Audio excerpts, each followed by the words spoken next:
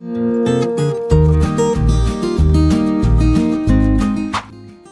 to another episode of the Bourbon Experience. Got a different one for you today. Went on a tour a few weeks ago to Ospirits, which is just south of Columbus in Asheville, Ohio.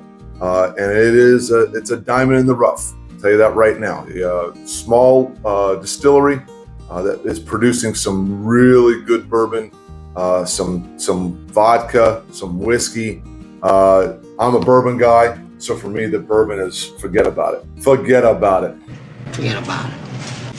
And so, anyways, we wanted to get the video of the tour out to you because a lot of really cool information about the distilling process. But we also were able to get a few sips from a few barrels and had a really, really cool experience. So Doug McLaughlin is a co-owner and the master distiller for them. And it's just really worth the watch if you want to learn a little bit more about how the whole process goes. So with that, we're going to go straight to the video. Thanks a lot. We'll catch you on the next.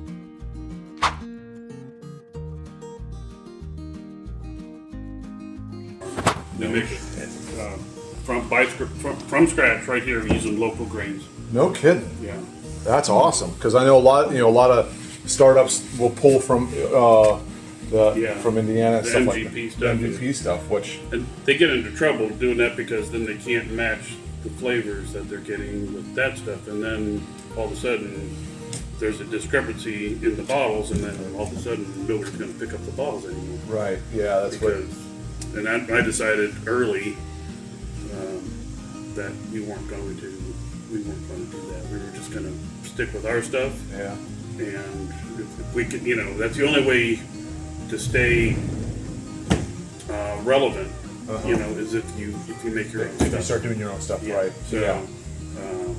Well, A couple of people, because I've seen it, I've seen a handful of your bottles, like at Kroger's or wherever, Yeah. and been meaning to get one, just hadn't done it yet. And a couple of friends of mine were like, "Yeah, I had." I can't remember which one it was, but they were very positive on it. So I was like, Yeah. so it was on my list of, I've got my list of Yeah. to buys, and so it was like, well, we gotta. We've won many gold medals through John Barley Corn Awards, the Micro Distillers Awards out of that's out of Hollywood, California. Oh, really? I just pulled a couple from New York, and then I just submitted a bunch back to John Barley Corn. So we're up to 3 years. We're over 3 years now on all of our barrels that we pull. But we were winning golds with 2-year barrels. Were you really? Yes. Nice. So we do some things that are not standard for. I don't do things the way everybody says you're supposed to do. I do things the way I think that are going to be best for the flavor of the whiskey. Yeah. So I don't do things the standard way that a lot of them do it, which means I end up with a better product going into the barrel. And then it gets to a really good drinkable point at a faster rate with what we're doing. So Wow. Getting M&O stands for McLaughlin and Orozco. So it's me and my friend Mike. Okay. So it's not Mike Orozco, it's Doug McLaughlin and Mike Orozco, LLC, doing business as M&O Spirits. So when you're testing out flavors, how big of a batch do you usually run to do testing? Like this is our experimental rye. So when I did this batch, I did 100 gallons of mash, and then split that into 2, and then distilled one half of that twice, and then the other part of it 3 times, and then did three separate types of aging. So I had 6 bottles all lined up here, and so the 2 times distilled on this side and 3 times distilled on this side. One just had new oak in it. One had used bourbon staves, mimicking going into a used barrel, with fresh staves added to give it fresh flavor along with the bourbon. And then unsoaked and soaked staves. So So when you soak the staves in water before you put them in, you lose any of that smoke or char that's in the barrel. It's in the stave. So you're adding another layer of flavor. Why would you wet it down then if you're going to lose that? Because some things you don't want that in. We specifically use that when we're bottling, when we're barreling smoke. 12 smothered staves go into that one just to infuse it with the campfire oak finish. Yeah. Okay. So, but everybody is confused because they think it's going to be peat, but it's not. It's campfire oak. It's like sitting in front of a fire. Yeah. But it's subtle. It's not heavy, but it adds a whole nother layer of complexity. So what I like to do is sample the products that we have bottled up front. Okay. That way you have an idea of what we're talking about as we walk through it. Oh, cool. And talk about everything. So I know everybody's not a vodka lover, but I make an exquisite vodka and we got to try it. Yeah, definitely. And then the next one we're going to try is our white whiskey, Ooh. which is called Tada. And everybody looks at that and says, that's going to be gasoline, and it's not. Yeah. Well, is that like a white, kind of like a white dog maybe? It ages for 3 hours in a toasted oak cask. It has to touch oak to be called a whiskey. Oh, So- hence there's like that little shade of. Yeah, just There's a just slight bit. tinge. Slight tinge. First time we used that barrel, it came out pink, and I'm like, oh.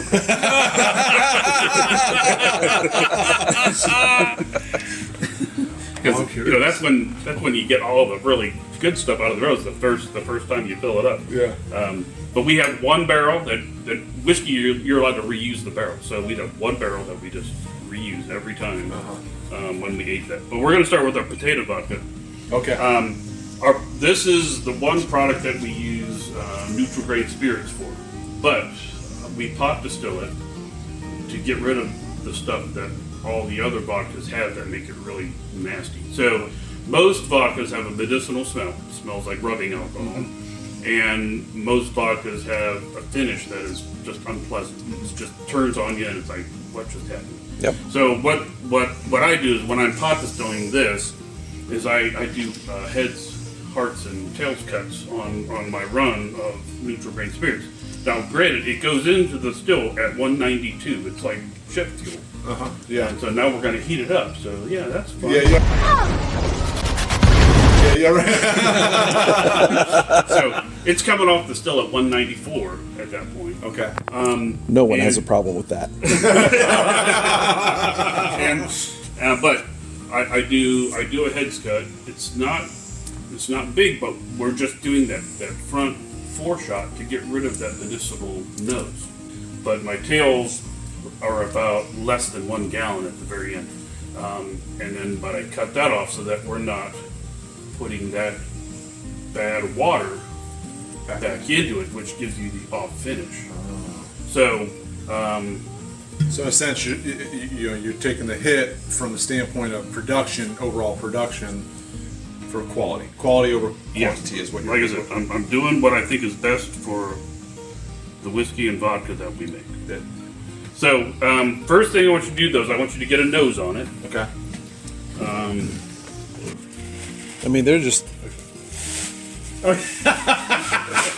He got a nose on it. Oh.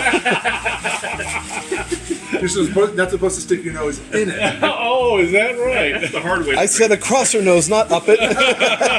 Careful, you idiot! I said across her nose, not up it! That's really enjoyable. Oh, I mean, sweet. I mean, there's a slight sweetness.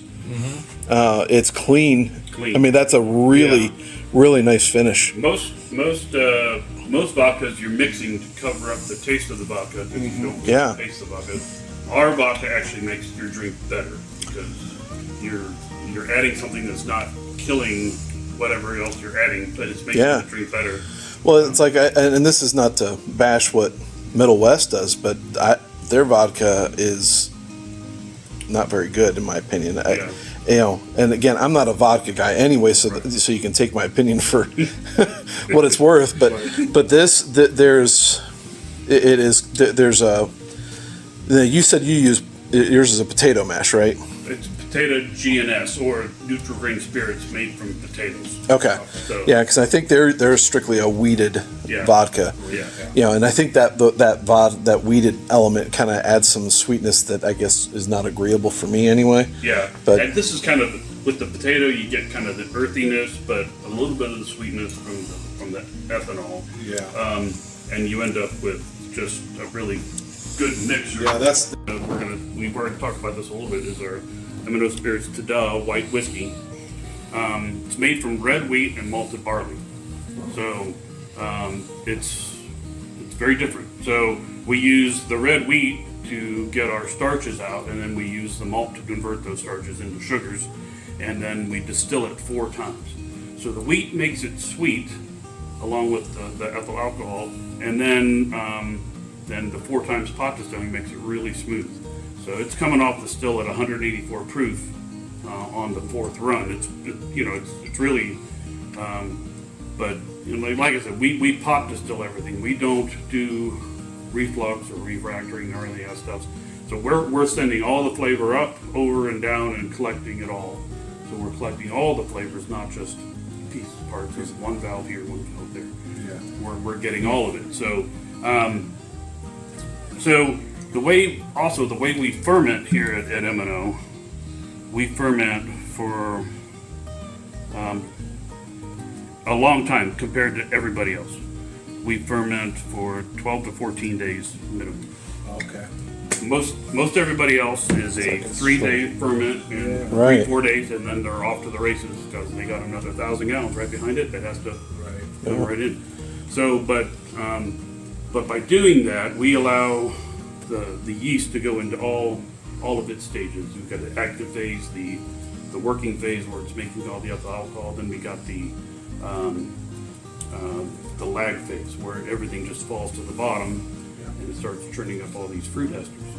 So, when the mash for the bourbon starts smelling like bananas, pears, and apples, that's when we're in a good spot. Yeah. Obviously, I'm going off the hydrometer of we're using all the sugars we made. Right. But so go ahead and grab this and just get a nose on this one too.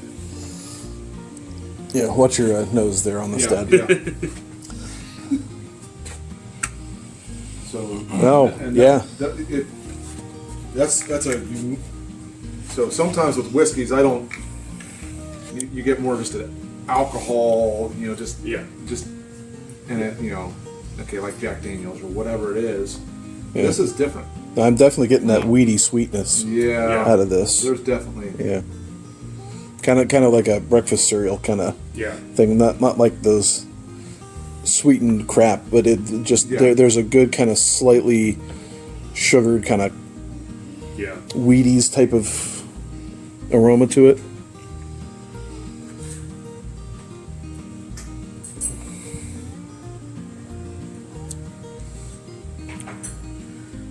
So different, right? Not what you expect. Elaine, I'm shocked. I'm shocked. Everybody's expecting a big burn.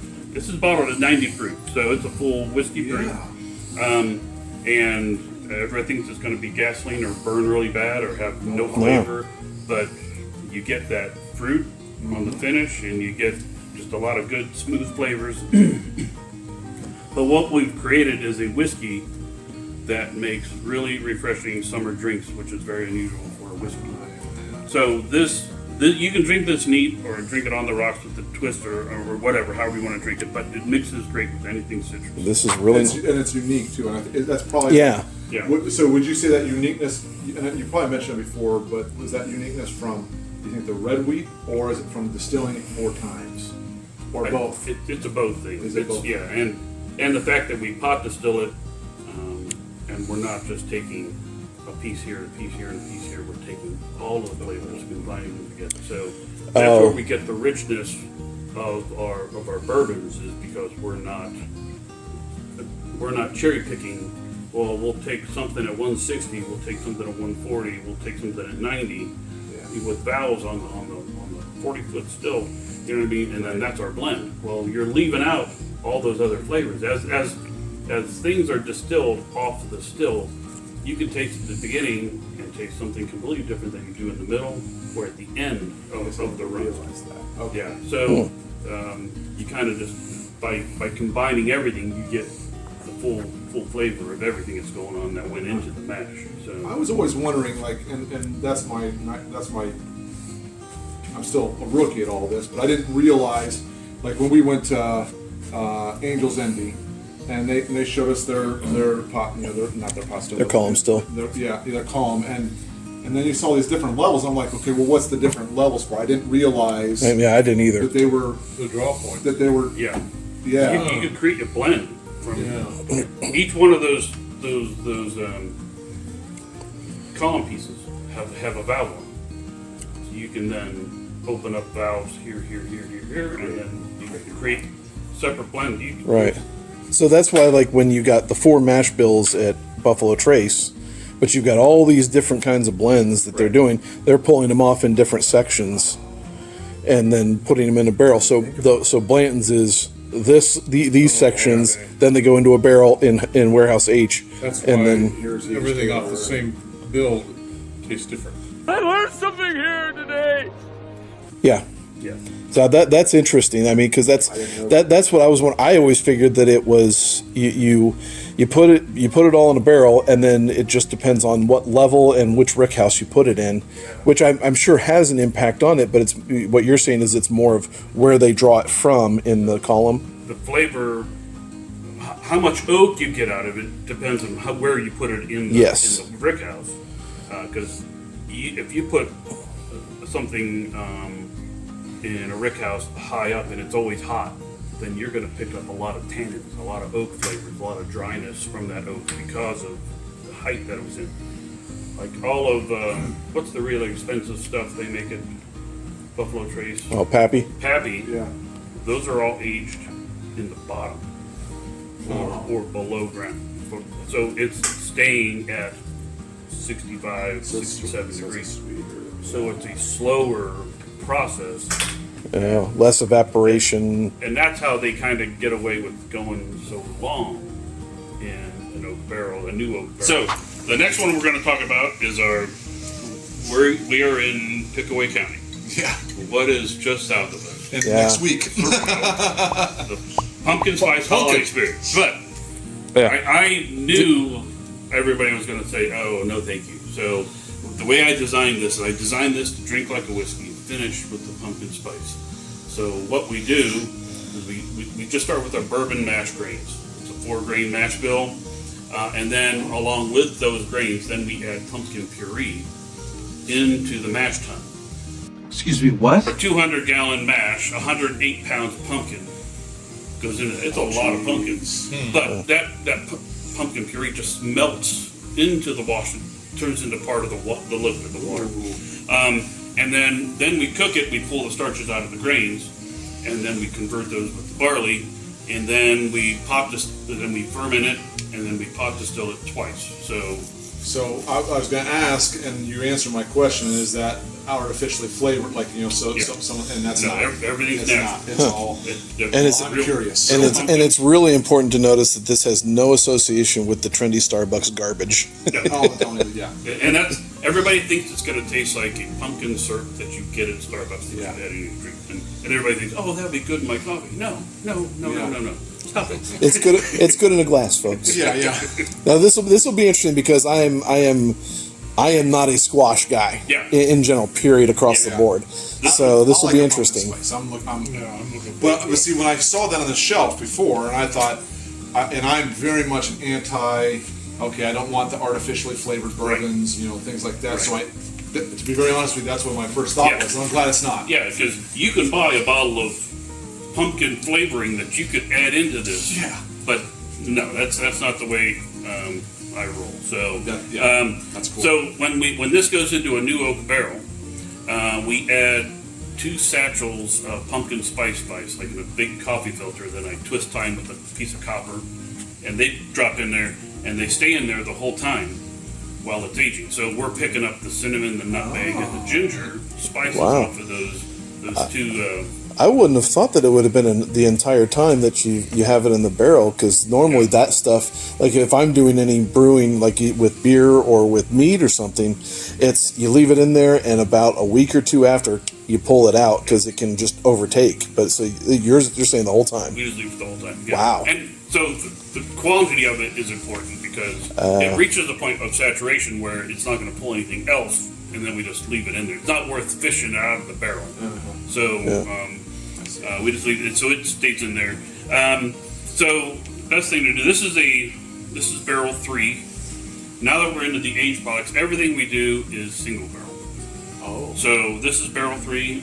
We're on barrel, this 12. Yeah, 12 and 9 on these guys. So wow. Okay. we only pull one barrel at a time, and then we. And how long does this one sit in the barrel for? This one was in the barrel for 3 years, 6 months.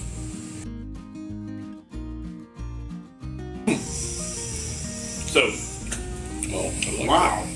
that. I like that. so at the very end, you get the nutmeg and cinnamon on the Totally. back of your tongue. Yeah, but- I had forgotten that we were doing pumpkin until I got to the back Yeah. of my tongue. The, Yeah. the, the, But it the- drinks like a whiskey up front, right? Yeah. yeah, it does. Yeah. This is the pumpkin is kind of like a side play. You know, the spices and the whiskey Really come through. are really what's the prominent thing, but But now, but it's not off-putting. there's not a bunch of burn in it's No. 90, it's 90 proof. The pumpkin calms everything way down. But we're bottling this at 90 proof. Doesn't drink like a 90 proof. And it's just, we call it Thanksgiving in a bottle. Is what, so it's a great. It's I was going only to ask if you had vanilla ice cream available. You know? Actually, Well, I'm glad that we're trying that because my initial thought was, oh, okay, well, I'm not going to do that. yeah. Most people I- are like I- that. I- I'm not going to taste that. Don't give me that. No, Yeah. You're here. You have to try. it. Oh, I'll try. Oh, So- I buy it. Hold on. Thanks again for tuning in. We'll have the second part of the video next week. Definitely worth your time as we get into a little bit of the M&O Black and some of his other wonderful bourbons. So again, thanks again for all bourbondom.